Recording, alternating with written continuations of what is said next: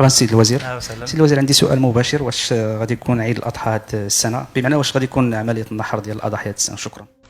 العيد نعم ان شاء الله غادي يكون العيد نحر، غادي العيد هو دائما كاين الحمد لله. السؤال ديالي سي الوزير في هذا السياق، شنو هو الاجراءات اللي ممكن دير الحكومه او المتخذه لضمان وفره واستقرار هذه الاسعار في السوق؟ الصيادله ناقشوا مؤخرا منظمه لهم، واعتبروا ان فتح راس مال خواص من غير الصيدليين يؤثر عليهم وقد يتسبب في مشاكل، والبعض يتحدث من الصناعيين كذلك عن وجود خلل في التصنيع، ان البعض يقول انه مصنع ويستورد، وهذا ما كشفه التقرير البرلماني بوجود مختبرات شبح. هل هذه المراسم القوانين اللي صادقت عليها اليوم كتحدد بالدقه شكون هو الصيدلاني وشكون هو الصناعي وكيف تدبير هذا القطاع الحيوي؟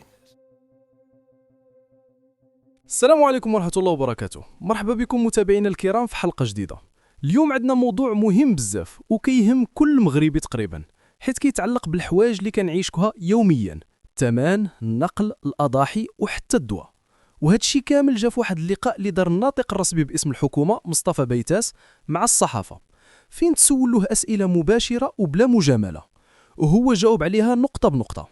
اليوم غادي نحاولوا نفككوا هذا الحوار كامل ونشوفوا شنو تسول بالضبط وشنو تجاوب وشنو كيعني هذا الشيء للمواطن. خليكم معايا حتى الأخير حيت التفاصيل مهمة. البداية، السؤال اللي شاغل المغاربة كاملين: عيد الأضحى. أول سؤال كان مباشر وقاصح شوية. الصحافي ما دار حتى مقدمة، دخل نيشان: واش غادي يكون عيد الأضحى هذا العام؟ واش غادي يكون النحر؟ السؤال جا ماشي من فراغ، حيت الناس كاملين عايشين الضغط ديال الغلا، وزيد عليها الجفاف اللي ضرب القطيع في السنوات اللي دازوا. كاين اللي بدا كيشك واش غادي يكون العيد بحال العاده ولا ممكن الدوله دير شي قرار استثنائي.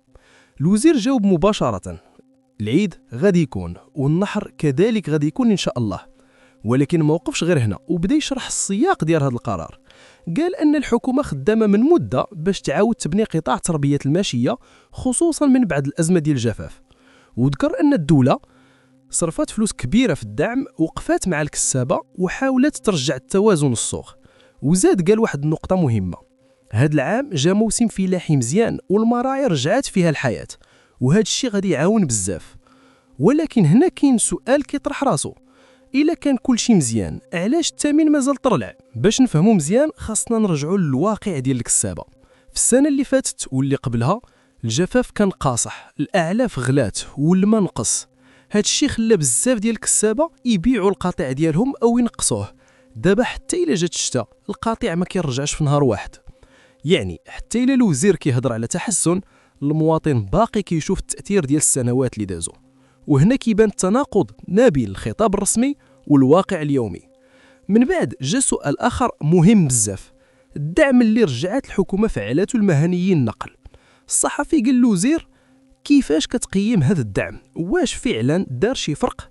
الوزير جاوب وركز على نقطه واحده: هذا الدعم ماشي للمهنيين بل للمواطنين. يعني كيفاش؟ الدولة كتعاون الطاكسيات الكيران والنقل ديال السلع باش ما يطلعوش الثمن على المواطن، حيت إلا طلع ثمن النقل راه غادي يطلع كل شيء: الخضرة، الفواكه، المواد الأساسية. وزاد الوزير قال ان هذا البرنامج بدا في 2022 ملي كانت أزمة عالمية كبيرة، وكان الهدف هو نحافظوا على نفس الأسعار رغم ارتفاع المحروقات. واليوم الحكومة رجعت فعلته حيت الأسعار عاودة طلعت. ولكن هنا كاين واحد السؤال منطقي: إلا الدعم كاين، علاش المواطن باقي حاس بالغلاء؟ النقل راه ماشي غير تنقل ديال الناس، النقل هو العمود الفقري ديال الاقتصاد، من الفلاح للسوق، من المصنع للحانوت، من الميناء للمدن. وأي زيادة في النقل كيعني زيادة في الثمن النهائي. يعني حتى إلا الدعم كاين، إلا ما كانش كافي المواطن غادي يبقى يتضرر. الصحفي ربط الموضوع مباشرة بالأسرار وقال: شنو كدير الحكومة باش تضمن استقرار السوق؟ الوزير جاوب بالأرقام، وهنا كانت واحد النقطة مهمة بزاف. قال أنه خلال رمضان داروا أكثر من 83 ألف عملية مراقبة، وتسجلت أكثر من 7000 مخالفة، وتشدت مئات الأطنان من المواد الفاسدة. هاد الأرقام كبيرة وكتبين أن كاين مجهود، ولكن من جهة أخرى كتبين حتى أن كاين مشكل في السوق، حيث إلا كان كل شيء منظم علاش هاد العدد كامل من المخالفات؟ الوزير حاول يطمن الناس وقال: التموين كافي، ما كاين حتى خصاص، والتقلبات عادية. ولكن الواقع اللي كيشوفه المواطن هو ان بعض الاسعار كتصاع تهبط بشكل مفاجئ. هذا الجزء كان من اخطر اللحظات في الحوار. الصحافي طرح سؤال فيه بزاف ديال الجرأة وقال كاين كلام على مختبرات شبح، شركات كتقول انها كتصنع ولكن غير كتستورد، وتخوف من دخول مستثمرين ماشي صيدليه. واحد من اقوى الاسئله في هذا اللقاء جاء حول قطاع الصيدله. الصحافي طرح تخوفات واضحه: فتح رأس المال لغير الصيادلة، وجود شركات بتدعي التصنيع وهي غير بتستورد، الحديث على مختبرات شبح. هذا الشيء كامل خلى السؤال يكون مباشر: واش القوانين الجديدة غادي تنظم القطاع واللي غادي تزيد تعقد الوضع؟ الوزير جاوب وقال إن المراسيم هذه هدفها التنظيم مش خلق الفوضى، وأوضح إن الدولة طارت مؤسسة جديدة، الوكالة الوطنية للأدوية، وهذه الوكالة غادي تكون مسؤولة على التراخيص، المراقبة، تدبير المساطر. وزاد قال إن في تغييرات مهمة: رقمنة كاملة للإجراءات، منصة إلكترونية موحدة، تحديد دقيق للمساطر والآجال، وحتى نظام للتبليغ على أي مشاكل في الأدوية أو جودتها. ولكن وش فعلا هذه الإصلاحات كافية باش توقف أي تلاعب في هذا القطاع الحساس؟ رجوع سريع لجوهر اللقاء. إذا جمعنا هذا اللقاء كامل نلاقي إن الصحافة طرحت أسئلة مباشرة في مواضيع حساسة: عيد الأضحى، الدعم، الأسعار، الصحة. والوزير جاوب بتفاصيل وأعطى أرقام وشرح الإجراءات اللي دارتها الحكومة. ولكن ويبقى واحد الفرق مهم: الفرق بين التصريحات الرسمية والإحساس ديال المواطن.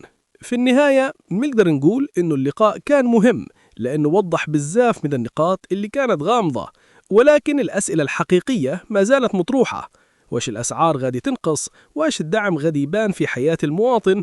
واش الإصلاحات غادي تنظف بعض القطاعات من الفوضى؟ هذا الشيء اللي غادي يبان في الأيام والشهور الجاية.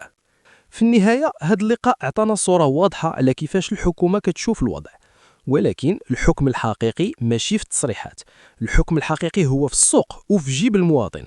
أيام الجاية هي اللي غادي تبين واش فعلا الأسعار غادي تستقر، الدعم غادي يوصل، والإصلاحات غادي تنجح، ولا غادي يبقى نفس السيناريو. قول لنا الرأي ديالك في التعليقات، وما تنساوش اللايك وسبسكرايب باش توصلكم آخر الأخبار. السلام عليكم ورحمة الله وبركاته.